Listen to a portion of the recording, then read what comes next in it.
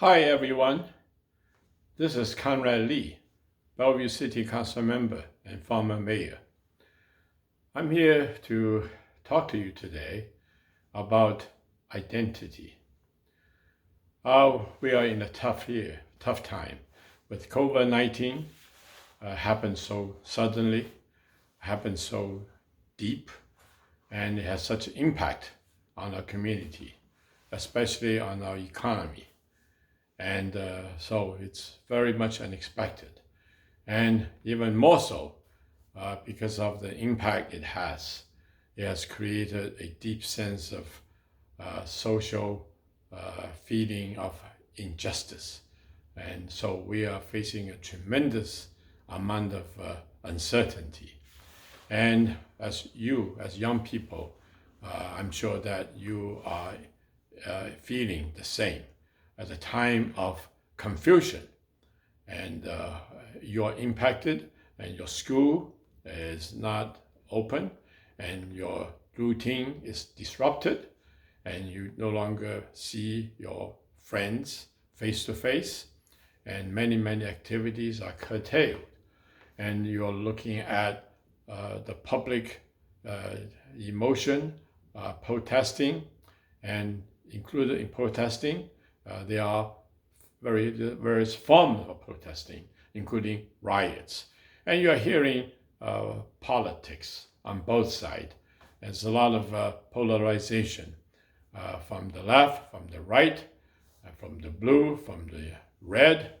And so, it's impossible to know who's right, who's wrong, what are we looking at, and what do we stand for, and how do we address this situation, because it's in total confusion. And so to do that, I believe that we need to know who we are. We need to know our identity. We need to know what our values are, because who we are is something that we must know before we can figure out what do we stand for, what is the right thing for us, and what are we here to work together on, and what are the challenges that we face that we must solve. And so, for people like you, young people who are sensitive, who actually has a sense of curiosity and inquisitiveness, you are here to figure out what are you going to do tomorrow? Go to school. School has started some places, but you are now doing online school. And many things that we do normally are going to be done differently. You no longer can go out to eat the restaurants, to visit friends. Your life is disrupted. And nobody really knows what exactly is the right thing to do, because the COVID-19 coronavirus is such a 100-year pandemic, and nobody knows what impact it may continue to have. And it has created lots of challenges. And the economy, we are all being hit personally. Many people have lost their jobs. Many people are looking at hoping to go back to work, but when it's going to happen, we don't know. So in terms of the medical science, when are we going to have vaccine? When are we going to have cure? What may happen, in different part of the world, different part of the country, in our community. And then we are supposed to do certain things, and certain people are not doing it. So it's just no unified, no common understanding and solution. So to do that, we need to know how we can work together. What is the solution that we're searching? And to do all that, we have to work as a team, as a community, together. To do that, we have to figure out what are the causes for some of these things, and how do we get together even to communicate, to discuss, to have a dialogue. And so it's important that in order to have these conversations, we need to know where do we begin, What are we looking for? What is in common among us? And I think it begins with ourselves. Where do we come from? What's our culture like? What do we have in similar? And what do we have in difference? And how can we figure out what we are benefiting, or what are the liabilities, and what are the solutions? And so I think this is reflected in the social injustice, social justice, actually, let's say that. And all these are the things that are bringing us together to figure out what's going on.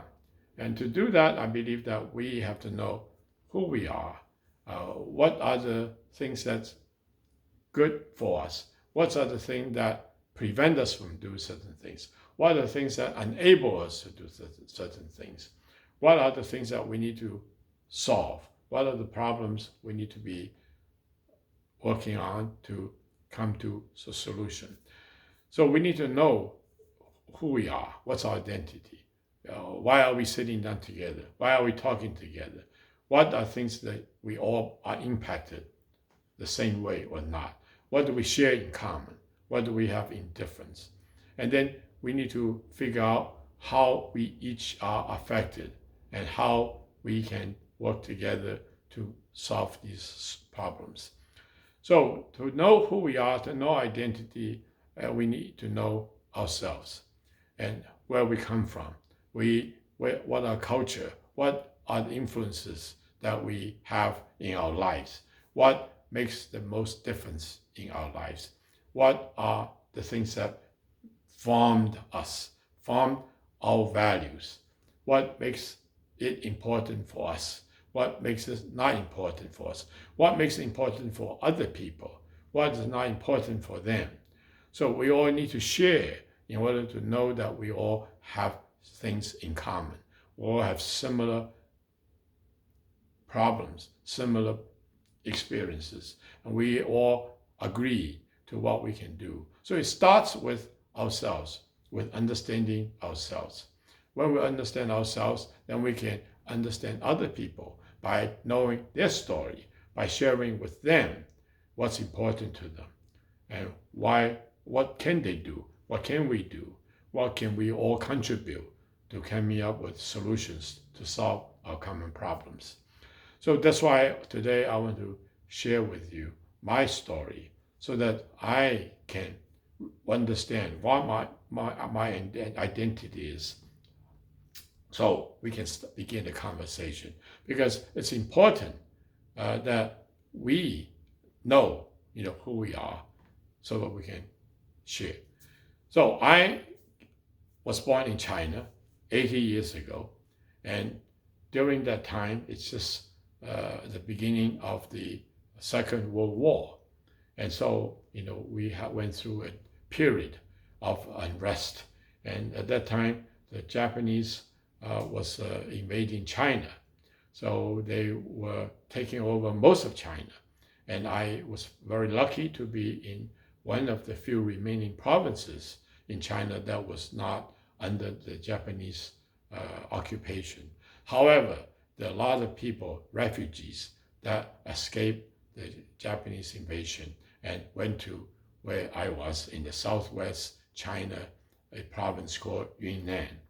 And over there, we had experience of bombing, air raids, and there's a lot of unrest, a lot of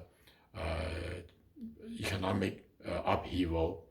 And so, but fortunately I was young, so I didn't really have the first, the memory to remember how rough it was. But Second World War, as you know, ended in 1945. And then soon after that, the country obviously have to recover from economic chaos from the war. So it was in financial disarray. And so there's high inflation.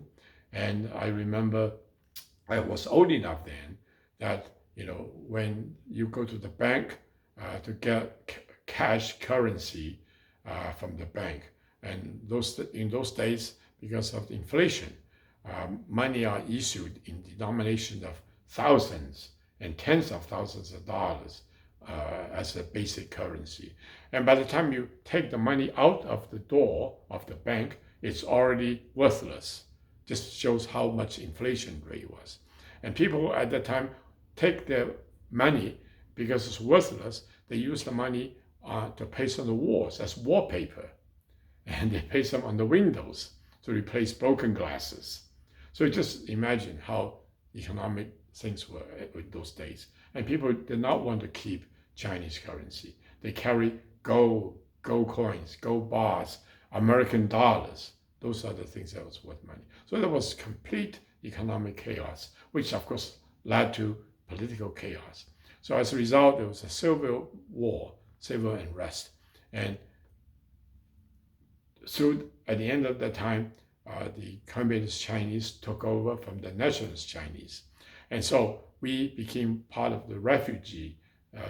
Instead of running away from the Japanese, now we're running away from the Communists. So we all, my family, left the place we lived and went to Hong Kong, which is a British colony at that time. So we were safe from the Communist Chinese. And before then, when I was still in China, when I was about 8 years old, my father died in an airplane crash. So we never found the whole airplane. So as a result, my mother basically brought us, my sister and myself, to Hong Kong single-handedly. And we stayed in Hong Kong. And so when we went to Hong Kong, it was in a different world, different land altogether. And we were refugees from China, and we were not British. We're not British subject. We have no country to own, to be called home. And so my mother basically raised us, and we went through high school. And then after high school, we were very fortunate. My mother sacrificed to make sure that my sister and myself have very good education. We had the opportunity to come to the United States. So after high school, I came to the United States to go to college. And when I came to the United States, that's another new chapter in my life. There's another land, another foreign place, which I had known nothing about, which I cannot call home, because I was a student, no status, and I just go to school, learn, and after school, I'm expected to go back to where I came from. So after graduated from college, I was able to find a job, and I came to work for Boeing in Seattle area. And I was fortunate that they offered me a job, and they applied permanent residence on my behalf.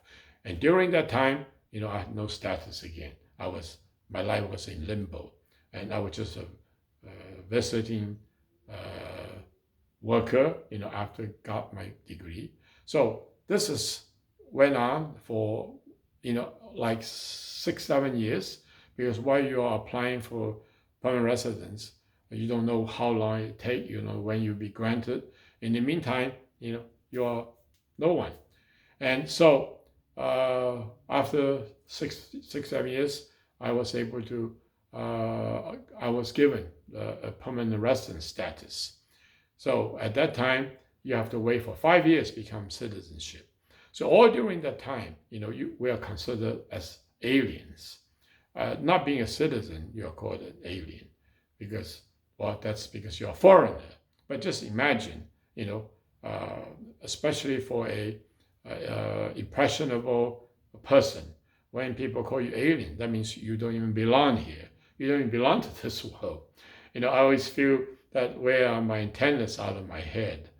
So there's basically not much right or privilege, and you cannot vote, and you cannot do very much as an alien. So I have to wait. And I remember, just go back, when I went to Hong Kong, I went to 4th grade middle school. And when I went to class, the teacher was talking about geography and history. And she mentioned about a place where I came from in China. And she was telling stories about, this is a very primitive place. People on the street have to carry big clubs with them, because when somebody taps you on the back, it could be just a a animal or a mammal or some kind of creature. So you have to be prepared to use your club.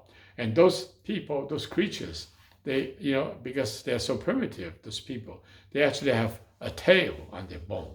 So at the time when I heard the story, I have to feel my bottom to see where's my tail.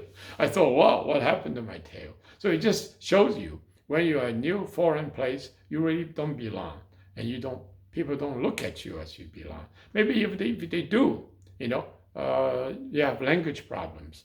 You speak dialect that's different. And when you go from one province to another province, the language is so different, it's like foreign language to them, everybody. So it's just a matter of adjustment, very challenging. Come to the United States, similarly, I went through the same experience.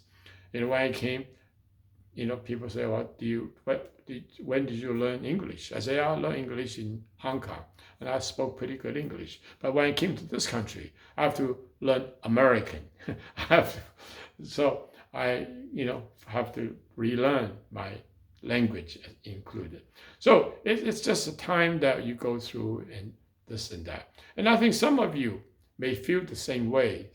When you are younger, when you're in the family, and when you're growing up, you don't have the external exposure, external feeling that who are you? You just feel that you belong to your family, you belong to a familiar environment. So everything is good. There's no challenges, there's no events that make you think that I need to know who I am so I can do something, to take care of yourself. But when, in my case, went to Hong Kong, came to the United States, it just felt like, gee, who am I?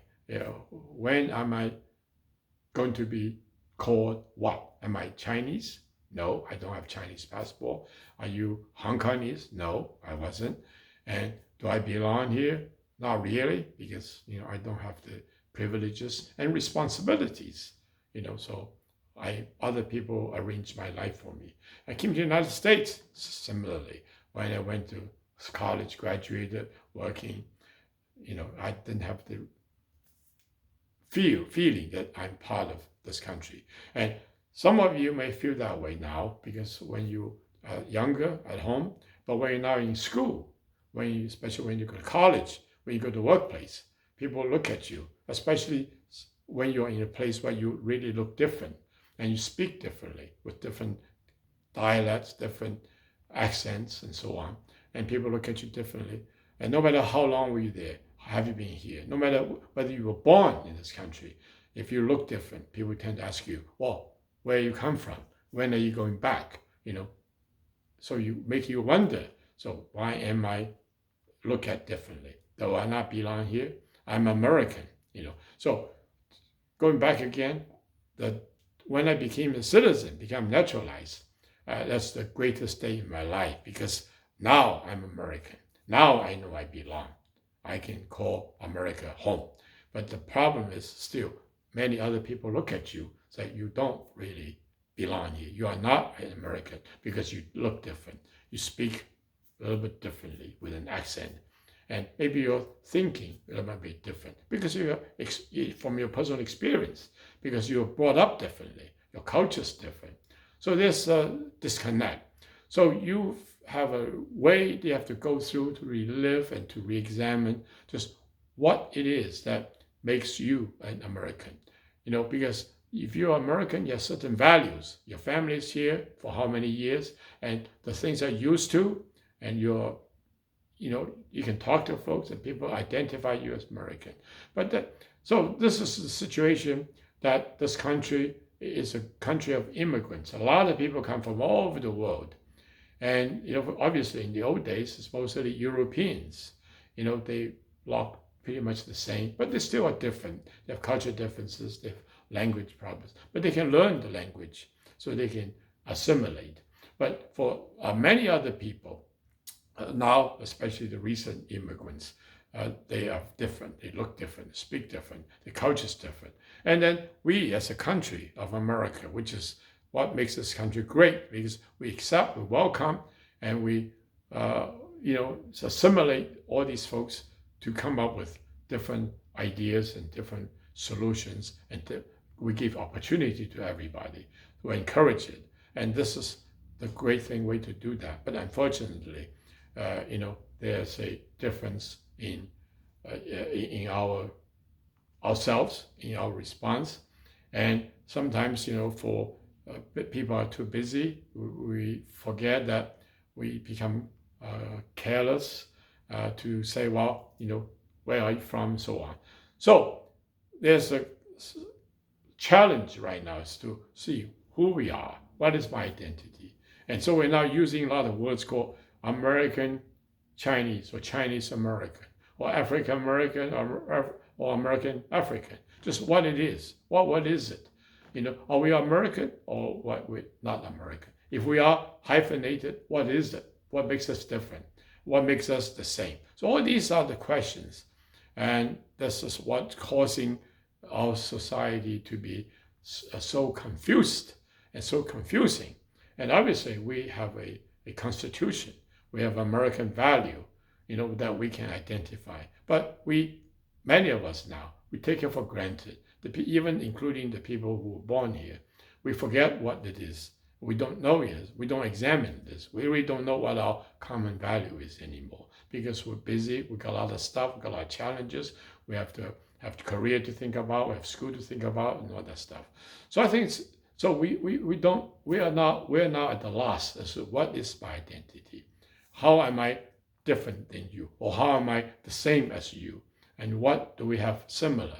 And what do we actually can talk about and work together on?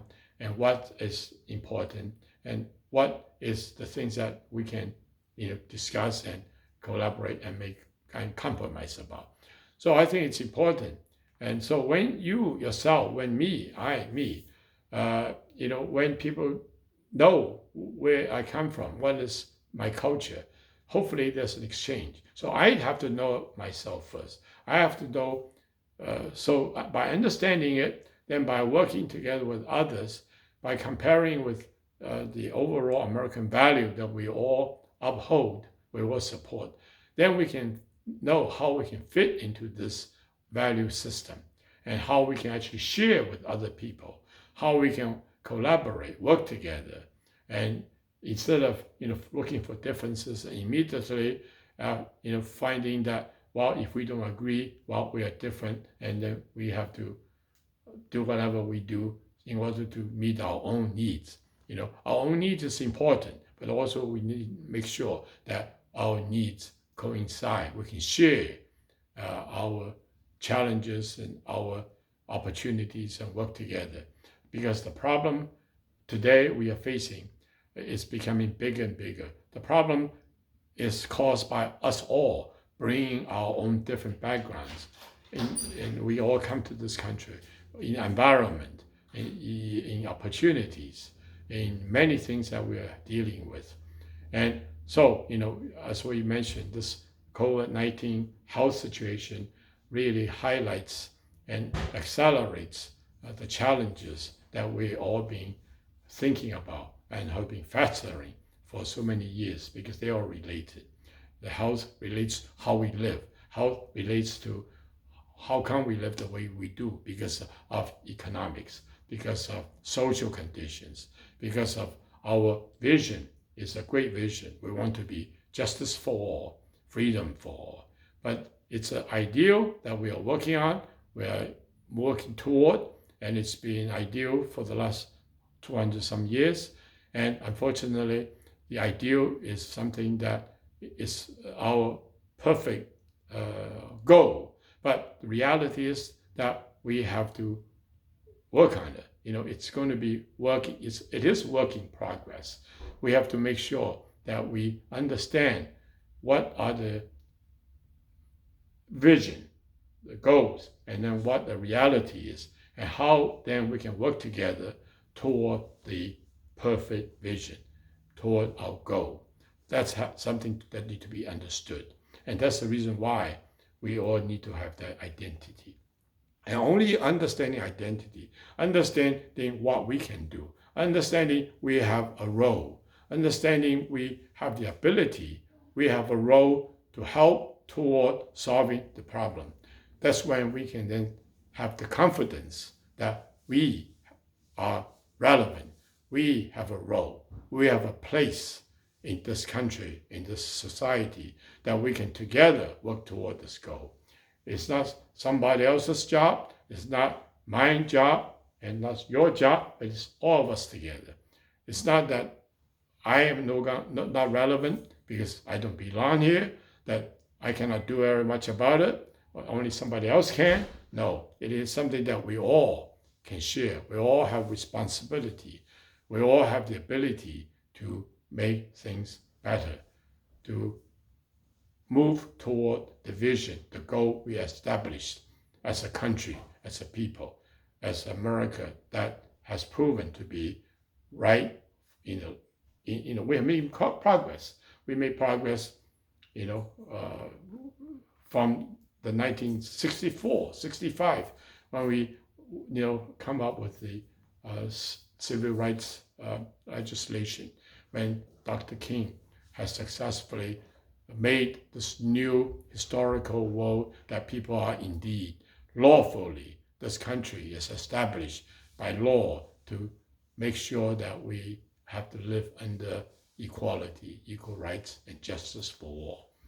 So from that perspective, we're still a young country. We are a country of 60 years, and we are still working toward that goal.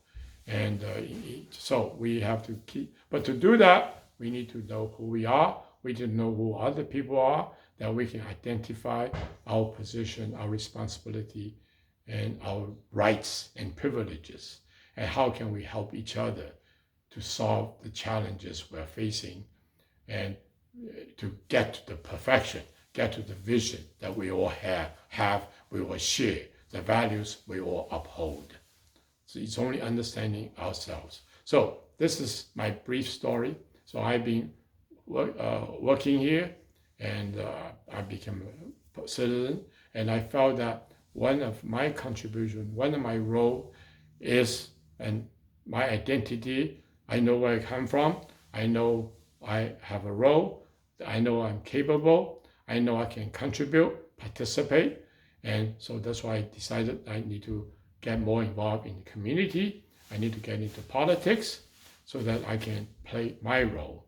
It's up to me, but to do that, you have the confidence that you can contribute, and people will respect you, will accept you as a member of the community, so that you are not just an alien, that people look at you as an oddity or not taking you seriously, or not just being there for whatever it is that you cannot actively contribute in the progress that we're going to make. So I hope I share a little bit with you, and I hope each of you should share your story and share with other people, and also look at the American principle value as a whole. And then out of that, hopefully we can identify ourselves and understand that we have a role, we are part of this America, and we can contribute toward achieving the value that we all uphold.